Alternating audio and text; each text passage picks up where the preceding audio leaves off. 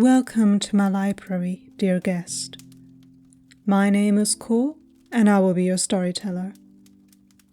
Today's story contains 3 parts and can only be described as a very bad case of main character syndrome mixed in with metagaming.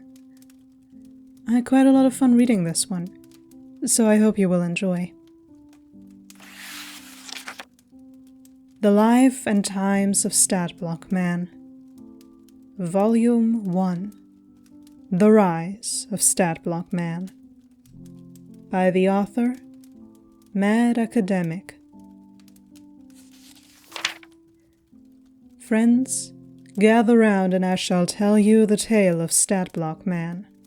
From whence he came, few now know, but legend has it that he has memorized every stat block in every monster manual ever created.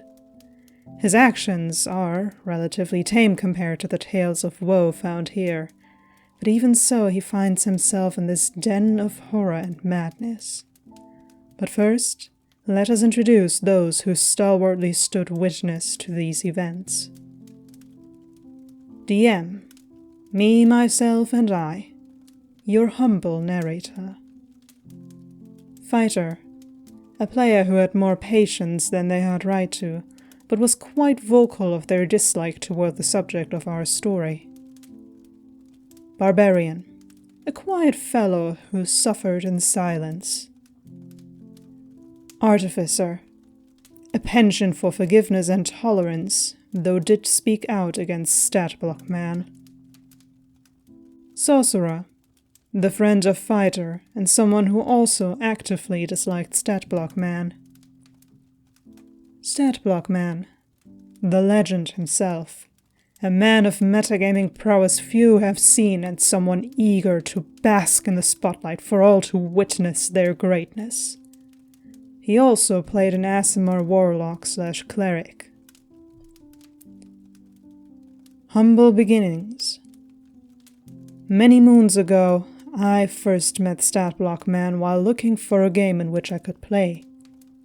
At first, all was well. He was a little over-eager, but his enthusiasm was infectious. The game that he ran is worthy of a tale in its own right. But after playing with him for a little while, a spot opened up in my game. I, bright-eyed and full of eagerness, invited Statblock Man to join my merry band of players. Splendid, I thought. Surely all will go well, and we will have a great tale for the ages. Alas, how right I was, but for all the wrong reasons. And so, with joy in my heart for not needing to plumb the depths of Reddit or Roll20 for a new player, Statblock Man joined our ranks. The first sliver of worry entered me when I read his backstory. It was adequate for my purposes, but full of a dark, brooding cloud of edginess. It smacked of a tragic hero, but without the trappings of subtlety. In a word, it felt like anime. However, my optimism prevailed, for I had great confidence in Statblock Man at this point. A tad gauche, I murmured, but nothing that cannot be fixed or used for narrative drama. And so my fears were laid to rest for the time being. When the next session rolled around, the party was faced with a revenant, a foul creature having been created from the body of a former enemy. I delighted in the party's reaction. They were surprised and genuinely did not know what the creature was capable of. Artificer in particular enjoyed the enemy, as it was he who had killed the revenant when it had been human. He expressed his excitement at the unknown challenge. Then, Statblock Man spoke. "Do I know what this is?" I asked him to roll a religion check. As fate had decreed my doom, he rolled a natural 20. I divulged that Statblock Man knew only whispers and rumors of the thing called a revenant, a creature of malice and revenge. However, having come from the humble origins of a farming town, he knew little else. what proceeded to tumble from his mouth was nothing short of quoting the stat block of the Revenant. He told the party of its regeneration, that fire would stop it, that they needed to kill it lest it paralyze them, and that it was rolling extra damage due to its ties to them. I paused. I took a deep breath and reminded the man of stats that a natural 20 does not give you perfect knowledge. Statblock Man quieted down, and the fight continued. The Revenant was slain and the party rejoiced, though began to worry what had brought such a foe upon them. Alas, this commotion happened in an inn, and the captain of the guard was informed, so their musings were cut short. The captain took the party aside and questioned them. The fighter and sorcerer explained the situation. The barbarian was about to speak when another voice rose above all else. Statblock Man spoke, again reiterating all the forbidden knowledge his character should not have possessed. This time, the barbarian spoke up. "The DM didn't tell you those things. Stop this!" But he would not be stopped, no. For as he spoke over all others, including this humble narrator, he began to describe his entire backstory. His great tale of misery and woe, how he sought to do great things, but only could fail. How he felt he was destined for more, but could not find the path. How he knew only the deaths of those who walked in his wake and the suffering of former allies. All this and more after having only known these people for a few days. He then, for reasons beyond the ken of mortal folk, revealed he was an Aasimar by spreading his radiant wings in the tavern. None spoke. What could have been said in the face of such flagrant display of anime syndrome? The session ended shortly after, and I vowed to speak with Statblock Man in private to correct what I viewed as over-eagerness. Alas, dear reader, I was not prepared for what awaited me. I do have to say right now that the way this story is written is quite enjoyable. Some may call it overdone, but if you treat these stories as fiction, as I like to do, this becomes much more fun to read. On to the, I suppose you could say, issue. I agree with the author. A natural 20 does not immediately guarantee success if the DM does not wish to indulge you with that information. In the end, it is their call what you should and shouldn't know. That doesn't mean a natural 20 shouldn't mean anything, of course, but usually they do not give you omnipotent knowledge of your enemies. Moving on. The Life and Times of Statblock Man, Volume 2, A DM's Folly. A self-declared hero. After the debacle with the Revenant and Statblock Man's inexplicable replaying of his tragic backstory, I took the man aside. "My dear fellow," said I appreciate your enthusiasm, but you need to consider others. Also please keep in mind that you are not the DM. Statblock Man agreed. He profusely apologized to any and all who would listen, and I sighed in the greatest relief. Good. The problem is resolved. Or such was my thought at the time. If only it were true. The next few sessions saw peace. Statblock Man reined in his behavior, and the party continued merrily onward to whatever doom I had prepared for them. There were flashes of his need for spotlight, glimmers, but nothing extravagant. However, one night, when an innkeeper asked for a story, Statblock Man could not resist. Out burst his tumultuous tale of terror and tragedy, how he had embraced to follow the god of death, if only to find true purpose. How he had lost companions in the past and feared that he was the sole cause of their death. and how he might lead his current newfound friends to similarly gruesome, untimely ends. The fighter audibly groaned and spoke out of character. "We get it. Can we move on?" Statblockman sputtered. "But Enough!" I said, and moved the session forward. Soon enough, the party were heading onward yet again.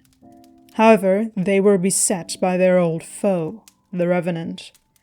Statblockman began to declare that he did not know anything about the creature, and proceeded to act accordingly, but not after a luxurious description of opening his wings to fly out of its reach.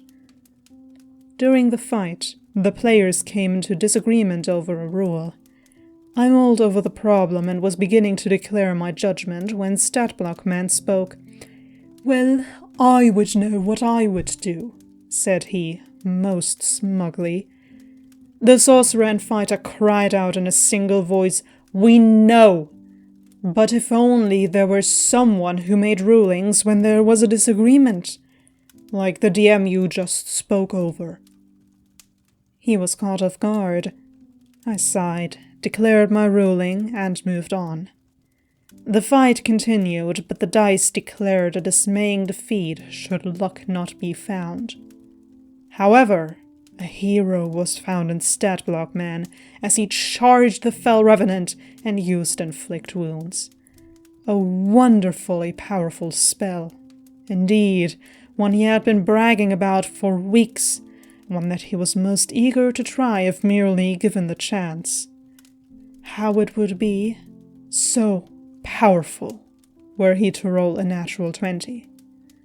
And as fate declared my doom yet again, he rolled a 20 most natural, and thus the crowing began. A few sessions later, Statblockman continued to declare how he had saved everyone from the Revenant with a natural 20, ignoring that his previous behavior had endangered some of the party, and the fighter and barbarian had done much to whittle the Revenant. Yet, what was more egregious was that he would take up our time by declaring mundane aspects of his greatness. The number of cantrips he had, how much potential he had, his grand contributions to our noble cause. By this point, my companions voiced concerns in private. First, the artificer spoke up that Statblockman was beginning to grate him. The fighter and the sorcerer assented this, the fighter confiding that they were losing their enjoyment. The barbarian was more ambivalent. And here, dear reader, is where I faltered. I should have removed the man of stats then and there, but I was also a player in his game on another day. I should have simply saved myself the trouble to come, but I begged my friends for time. For I thought, surely, if I talk to him again, all will be well. And indeed, all was well for a session or two. Yet by now the party was in trouble with a deadly dame of great wealth and influence. Though in private, Statblockman still declared that he was of great help to the party, how he never erred or did wrong. I was non-committal in my replies, though did mention dice are fickle. And thus my folly was revealed yet again, and the events proceeding.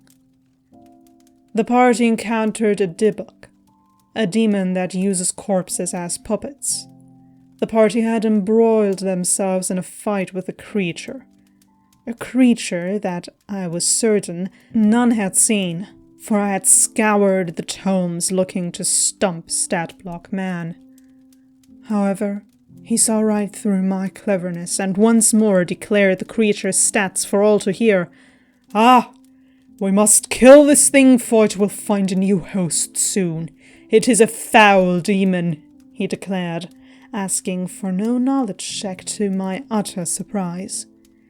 "Cease!" we all declared. "Stop this maddening metagaming." He was silent, Afterward, the fighter unleashed their ire upon Statblock Man. The artificer nodded in agreement with the sorcerer. The barbarian even voiced his dissent. And I spoke yet again with that woeful man of stats. I expressed my extreme dislike for his recounting of stats. I decried his spotlight hogging and his perpetual penchant for purposeful self-preening. I was losing patience, I said. He begged and pleaded one final chance. I wavered in my resolve to remove him then and there, to never see hide nor hair again. I thought my ire would contain him, so I concurred. One final chance. Thus my folly was complete, for I once more allowed him to carry on. Fate would have me pay most dearly for my blatant idiocy. I do not have much to say here. You want to give a player the moment, really. He rolled a natural 20 and ended the fight, and hey, that's great. But if you again and again and again hold it over your party's head how you're their savior, obviously it will get annoying, especially with the added context of the story. It becomes more and more clear that the player here wished to be a hero, while excluding the rest of his party from having that same right. Let's see how this all ends in the last part. The Life and Times of Statblock Man. Volume 3 of Clerics and Conclusions. We can't go back. Ire still fresh, we began anew. Statblock Man was humbled, so thought I. The party was in somber spirits. No doubt they thought this narrator, their trusted DM, a fool of the highest folly. By this point, a Tempest cleric had joined our ranks and was warming themselves for the party as a whole. A noble spirit he was, and whilst quiet, he provided the party with a fresh face to engage in glorious role-playing with.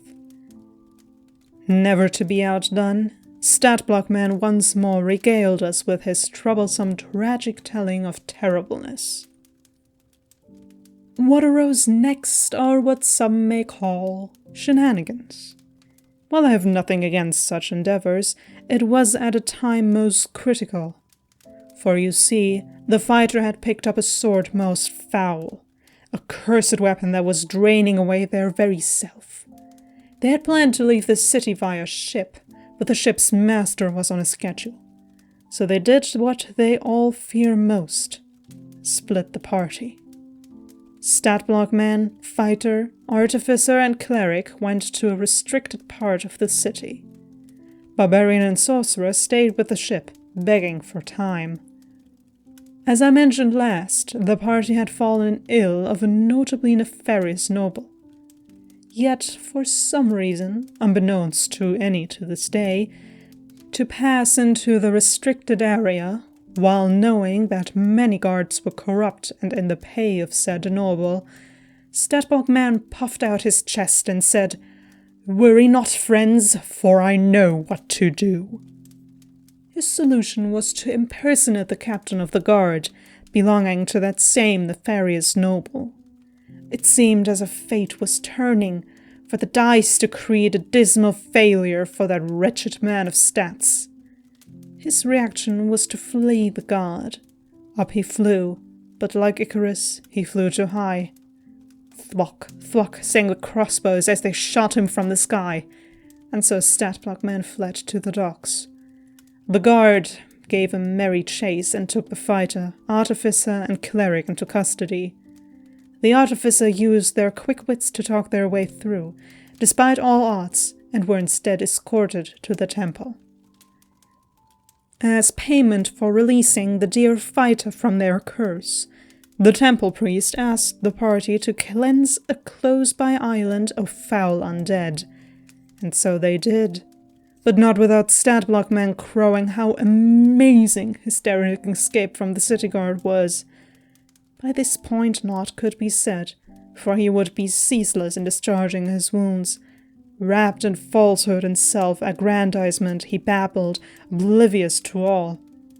The events on the island are of little relevance, except for Statblock Man's recurring metagaming and the ghost incident. You see, good reader, Statblock Man knew no caution. Dice, thought he, are mine to command. I shall be the savior the party needs, even if they do not want it. Our stalwart cleric ended up possessed by a ghost. To save him, the dreaded statistician spoke up, rising like an unforeseen storm. "Inflict wounds," said he. Broken from my reverie, I queried, "My good man of stats, are you sure?" "Yes," he said, grim of voice. "There is no other way. The ghost must be expelled from our most virtuous cleric, since he did not turn these foul undead as he should." Pause here, a moment to dwell and consider what Statblock Man said, to tell another what should have been done. And thus he rolled once more. Fate, it seems, is as fickle as dice, and she laughed once more. "Natural 20, quoth that stat man. Natural 20 and nothing more." I paused. All was silent. Here was true madness, I thought. Poor cleric, he did not die, but the table was inflamed, engulfed in their passions and rage against Statblock Man and I. For he crowed mightily at the damage he dealt to his own ally, and I had allowed this to continue. Not without effort to abate it, but hope was fading. By now, the fighter by this point was drained of will to play, the sorcerer likewise.